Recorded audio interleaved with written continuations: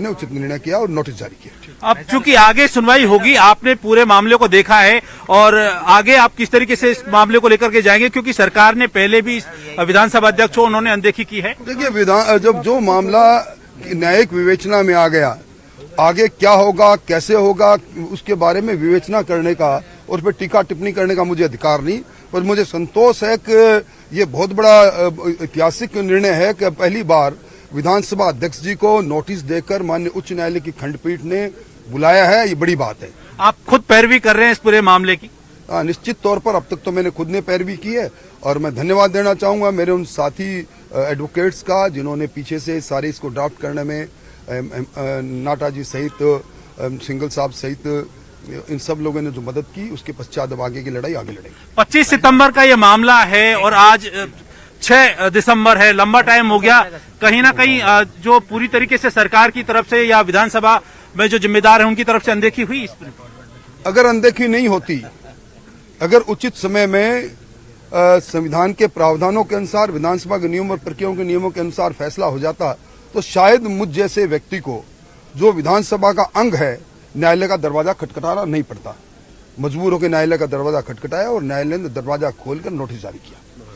बिल्कुल, देखिए सुमित, जो राजेंद्र राठौड़ है उनका कहना है कि इस मामले में जब 25 सितंबर के बाद से ही लगातार वो न्याय पाने के लिए पहले विधानसभा गए थे, सरकार के पास गए थे, लेकिन जब नहीं सुना तो अदालत गए हैं और अब अदालत ने विधानसभा अध्यक्ष और सचिव को नोटिस जारी करके और जवाब मांगा है कि जिस तरीके से जो याचिका लगाई गई है उस याचिका में जो तथ्य दिए गए हैं उनमें किस तरीके से जो है क्यों नहीं जो संवैधानिक मूल्य हैं उनकी पालना की गई है या नहीं की गई है। अब विधानसभा अध्यक्ष और सचिव को इस मामले में हाईकोर्ट में जवाब पेश करना पड़ेगा 2 हफ्ते के अंदर। अभी जो है राजेंद्र राठौड़ चूंकि खुद एक अधिवक्ता है, उन्होंने खुद अपने मामले की पैरवी की है और अब इस मामले को लेकर के वो आगे जाएंगे, निर्णय की स्थिति तक जाने की बात वो कह रहे हैं।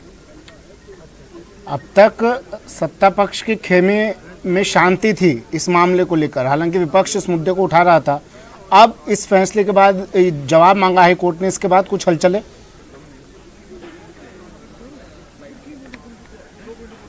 बिल्कुल, देखिए निश्चित तौर पर इससे हलचल पैदा होना स्वाभाविक है, क्योंकि 2 हफ्ते में जवाब मांगा है हाईकोर्ट ने और अब जब 25 सितंबर से रात 6 दिसंबर है, यहां तक इस पूरे मामले की को लेकर के बीजेपी या उपनेता प्रतिपक्ष राजेंद्र राठौड़ लगातार सरकार से मांग करते रहे थे। विधानसभा अध्यक्ष, सचिव सहित जो तमाम विपक्ष है उसने इस मामले को लेकर के विधानसभा में भी इस इश्यू को उठाने की कोशिश की थी, लेकिन इस पूरे मामले की सरकार की तरफ से या विधानसभा प्रशासन की तरफ से इसको अनदेखा किया जा रहा था। लेकिन अब हाईकोर्ट ने नोटिस दे करके और इस पूरे मामले में विधानसभा अध्यक्ष और सचिव से स्पष्टीकरण मांगा है कि ये जो पूरा जो याचिका लगाई गई है इसमें जो संवैधानिक मूल्यों के अनदेखी की बात की जा रही है, तो इस मामले में अब उनको जवाब देना पड़ेगा, हाईकोर्ट को जवाब देना पड़ेगा और पूरे जो एक पारदर्शिता के साथ ये प्रक्रिया अपनाई जा रही है या नहीं अपनाई जा रही है, इसको अब अदालत देखेगी। लेकिन देखिए, ये तो सत्ता पक्ष को भी पता होगा ना, ये जानकारी तो उस पक्ष को भी होगी कि ये एक्शन लिया जा सकता है। जनहित याचिका लगाई गई राजेंद्र राठौड़ की तरफ से, तब उन्हें जानकारी मिली होगी, लेकिन उन्होंने कोई एक्शन नहीं लिया उन इस्तीफों को लेकर। अब उनकी रणनीति क्या रहने वाली होगी आगे? प्लान तो तैयार होगा ना उनका भी।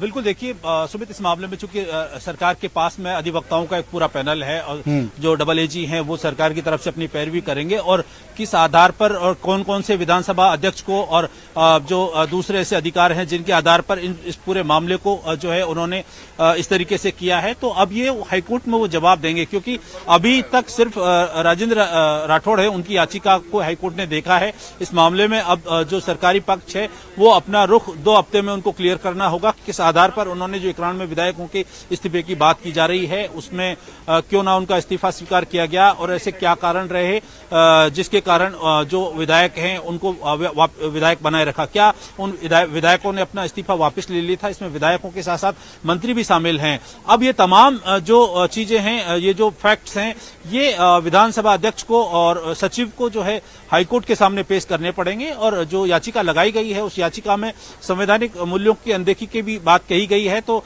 अदालत जो संवैधानिक मूल्य है उनकी सुरक्षा के लिए पूरे फैक्ट्स देखेगी, उसके बाद ये केस आगे बढ़ेगा। राजेंद्र राठौड़ खुद अधिवक्ता है और बार बार वो सवाल उठाते आए हैं, कई चीजें कोर्ट भी की थी राजेंद्र राठौड़ ने, याद है हमें। उन्होंने कहा था कि अगर इस्तीफा दिया है तो उन्हें स्वीकार करना ही होगा।